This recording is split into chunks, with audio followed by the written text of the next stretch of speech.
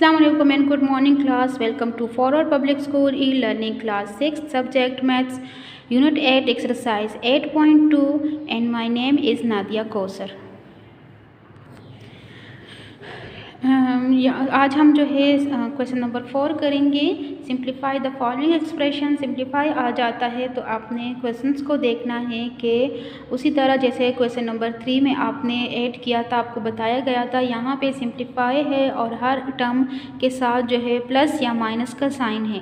सही है, तो पहले आपने इसमें से लाइक टर्म्स जो है वो देखने हैं. जो लाइक टर्म्स है उनको आपने सेपरेट करके अरेंज करके आपने इनको ऐड करना है और जो बाकी लाइक टर्म्स है उनको आपने करना है. सही है, तो अब एक मैं आपको बता देती हूँ, बाकी आपने खुद करने हैं. सही है, इसका जो फर्स्ट है 3x + 4x + 6y और ये x square y + 2xy square. यहाँ पे देखिए ये x पे स्क्वायर है, पावर है, एक्सपोनेंट है और ये y पर है. तो these two terms are unlike terms. सही है, तो इसका जो लाइक टर्म है वो ये है और इसका जो लाइक टर्म है वो ये है. तो आपने इन दोनों को प्लस या माइनस करना है और इन दोनों को. इसी तरह ये थर्ड एंड फोर्थ भी है. तो मैं आपको बता देती हूँ कि कैसे आप सॉल्व करोगे. अब देखिए इसमें 3 टर्म्स है. सही है, तो ये 2 टर्म्स जो है ये लाइक टर्म्स है और ये इसका अनलाइक टर्म है. तो ये 6y को आपने चेंज नहीं करना, आपने एज इट इज़ लिखना है. अब यहाँ पे ये दोनों आपने ऐड करने हैं, प्लस करने हैं, क्योंकि यहाँ पे प्लस का साइन है. तो क्या करोगे, जैसे क्वेश्चन नंबर 3 में आपने किया था, तो 3 + 4 ब्रैकेट में आ जाएगा और इन दोनों का कॉमन x आ जाएगा और 6y जो है वो एज इट इज़ आ जाएगा, क्योंकि इसका जो है लाइक टर्म नहीं है, ना इसके साथ ये लाइक हो रहा है, ना इसका दूसरा जो है कोई लाइक टर्म है, तो इस वजह से ये इसी तरह आ जाएगा. नेक्स्ट जो है इन दोनों को आप जो है ऐड कर दें. 3 + 4 से 7 और ये x इसी तरह आ जाएगा और ये 6y ये आ जाएगा. अब ये दोनों जो है प्लस नहीं हो सकते क्योंकि ये अनलाइक टर्म्स है. एक के साथ x का वेरिएबल है, दूसरे के साथ y का वेरिएबल है. तो these two terms are unlike terms and unlike terms can not be add. तो यहाँ पे आप जो है इसको प्लस नहीं कर सकते हो, तो ये आपके पास आंसर हो जाएगा. सही, इज इट क्लियर बच्चे? अब क्वेश्चन नंबर 4 का जो सेकंड पार्ट है वो उसमें 4 टर्म्स है. सही है, तो पहले आपने जो लाइक टर्म्स है उनको अरेंज करना है, एक साथ लिखना है, उसके बाद आपने जो है उनको प्लस करना है. अब इसका क्या करोगे, क्या लिखोगे, यहाँ पे अरेंज लाइक टर्म्स. सही है, लाइक कौन, इसके साथ लाइक टर्म्स कौन सा है, देखिए x स्क्वायर y, x पे पावर है 2 और y पे पावर 1 है, y पे 1 शो नहीं किया गया, तो इसका लाइक टर्म क्या है, दिस 1. सही है, देखिए x स्क्वायर y और यहाँ भी x स्क्वायर y है, तो आपने क्या करना है, x स्क्वायर y. अच्छा, इसका जो साइन है वो माइनस है, तो आपने माइनस के साथ इसके साथ लिखना है. इसको आपने इधर माइनस नहीं छोड़ना, इसको साथ ही लिखोगे. दूसरा क्या है, 2x + 2xy स्क्वायर. अब इसका लाइक टर्म ये है, तो +5y स्क्वायर. बहुत ख्याल रखना है बच्चे एक्सपोनेंट का कि किस पे एक्सपोनेंट है और किस पे नहीं है. आप अगर नहीं लिखोगे तो ये आपके पास गलत हो जाएगा. सही है, अगर आपने इसका ये वाला टर्म लेके इसके साथ कर दिया है तो ये दोनों अनलाइक टर्म्स है, तो आपका क्वेश्चन गलत हो सकता है. तो आपने बहुत ध्यान से ये यूनिट जो है बहुत इजी है, सिर्फ आपने थोड़ा सा जो है ध्यान से काम करना है, बाकी बहुत इजी है, वही सिंपल प्लस माइनस का है. सही है, तो आप क्या करोगे, इस x स्क्वायर, अब इस दोनों का इसका कोफिशिएंट 1 है. सही है, तो 1 लिख लोगे और इसका कोफिशिएंट -3 और दोनों का जो वेरिएबल है वो कॉमन होके बाहर आ जाएगा. अब प्लस है, इसका कोफिशिएंट 2 और इसका कोफिशिएंट 5 और इन दोनों का जो वेरिएबल है कॉमन निकाल के बाहर आ जाएगा. अब देखिए यहाँ पे, अच्छा बच्चे यहाँ पे आपके पास थोड़ा सा प्लस माइनस जो है वो तो वैसे आप फाइनल टर्म में करोगे, लेकिन यहाँ पे कुछ प्लस माइनस के रूल्स है जो आपने याद करने हैं. अब देखिए 1 - 3 है, तो 1 से तो आप -3 नहीं कर सकते हो, तो आप तो पहले इसके साथ 3 - 1 कर लोगे, मतलब 3 से 1 माइनस करते हो तो क्या आता है 2. अब यहाँ पे साइन कौन सा लगेगा, जो ग्रेटर वैल्यू का जो साइन होता है वो आपने लगाना है मस्ट. चाहिए। ये माइनस इस 3 का है और इसका साइन प्लस का होता है। आपको मैं बार बार बताती हूँ कि स्टार्ट में प्लस को शो नहीं किया जाता, तो इस वजह से इसका 1 का साइन प्लस है और 3 का साइन माइनस है, तो 1 लेस है 3 से, 3 इज़ ग्रेटर नंबर। तो जो ग्रेटर नंबर का जो साइन होता है वो आपने आंसर के साथ भी यहाँ पे शो करना है, चाहिए। और साथ में ये वेरिएबल आ जाएगा। अब इन दोनों के साथ कोई भी माइनस का साइन नहीं है, तो 2 + 5 से 7 और ये आ जाएगा। अब ये टर्म्स जो है अनलाइक टर्म्स है, इसको आपने ऐड या सब्ट्रैक्ट नहीं करना, क्योंकि ये x² y है और ये xy² है, तो these 2 terms are unlike terms, so this is the answer. चाहिए, इसको आपने नहीं करना, बस इसी तरह आपके पास आ जाएगा। अभी मैं आपको कॉपी वर्क में भी बता देती हूँ कि आपने कैसे सॉल्व करना है।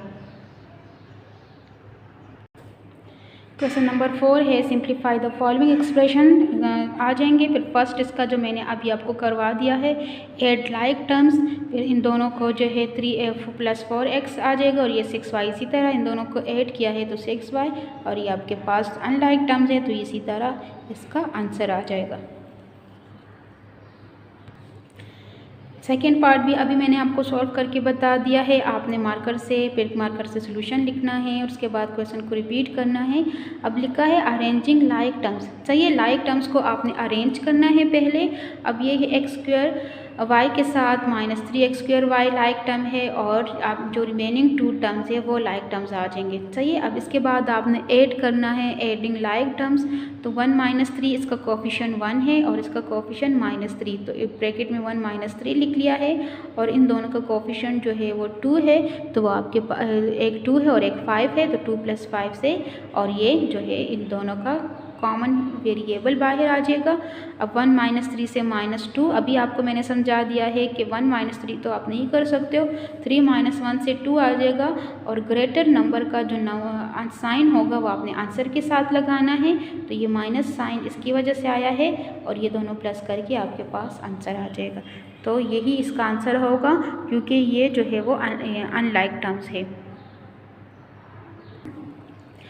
पार्ट 3 है इसका AB + BC - 2AB। इसमें 3 टर्म्स है, तो ये दोनों जो है लाइक टर्म्स है और ये अनलाइक है, तो इसको जब आप अरेंज करोगे तो ये साइड पर आ जाएगा, और AB, ये 2AB का साइन माइनस है तो माइनस भी आपने लगाना है, सही है। और BC का साइन प्लस का है तो प्लस साइन के साथ साइड पर आ जाएगा।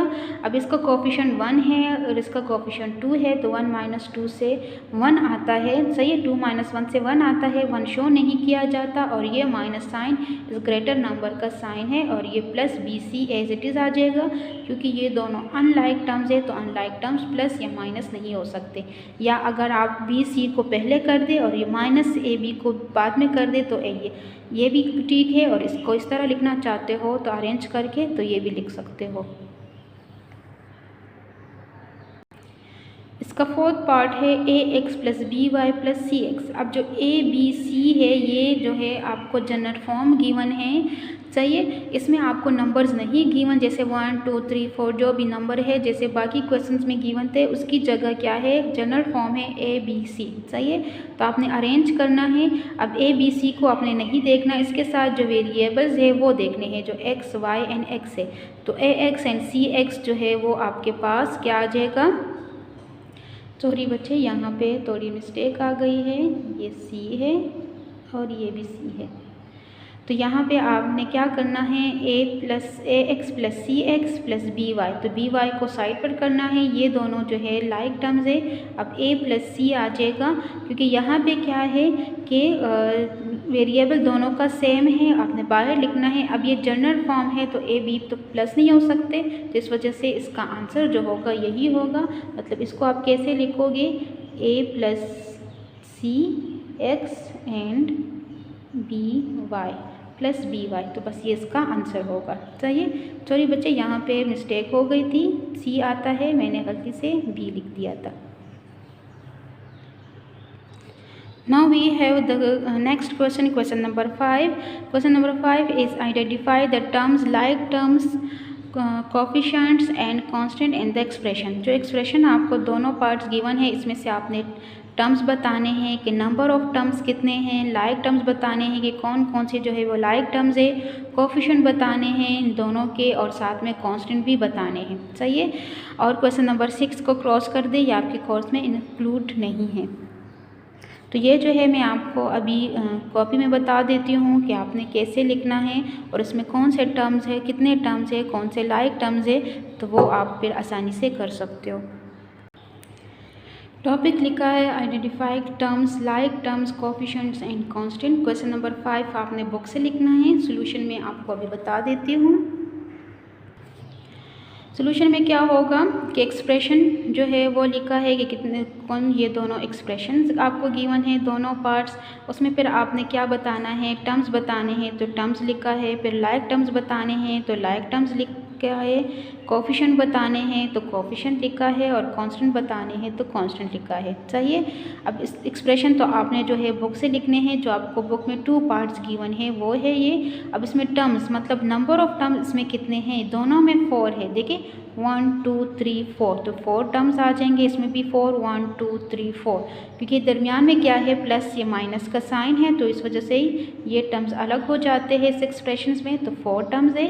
नेक्स्ट जो है वो लाइक टर्म्स आपने बताने हैं कि कौन कौन से लाइक टर्म्स है, मतलब कौन कौन से टर्म्स के साथ सेम वेरिएबल है। तो यहाँ देखिए 3x एंड 4x। सही है। इसके दरमियान आपने प्लस नहीं लगाना, कॉमा लगाना है, क्योंकि आपने सिर्फ लाइक टर्म्स बताने हैं। तो 3x and 4x are like terms, और इसमें क्या है 4x and 5x are like terms. सही है। इसमें भी आपने प्लस का साइन नहीं लगाना, कॉमा लगाना है। तो these two terms are like terms, और इस एक्सप्रेशन में ये दोनों जो है लाइक टर्म्स है। कोफिशिएंट आपने बताने हैं, तो जो वेरिएबल के साथ मल्टीप्लाई फॉर्म में जो नंबर है वो कोफिशिएंट होता है। तो इस x का कोफिशिएंट 3 है, इस x का कोफिशिएंट 4 है, और इस y का कोफिशिएंट 1 है, जो शो नहीं किया गया। लेकिन आपने कोफिशिएंट अगर आपसे पूछा जाता है तो आपने फिर 1 शो करना है। यहाँ पे x का कोफिशिएंट 4 है, इस x का कोफिशिएंट 5 एंड y का कोफिशिएंट 1 है। कांस्टेंट आपने बताना है, मतलब जो नंबर सिंपल नंबर्स होते हैं वो आपने बताने हैं। अब इसमें 2 है, लेकिन -2 आपने लिखना है, क्योंकि इस 2 का साइन माइनस का है, तो -2 है। और यहाँ पे कांस्टेंट क्या है 3। So बच्चे, this is the end of exercise 8.2. We will do the next exercise in the next class. Thank you and Allah Hafiz. Stay home and stay safe.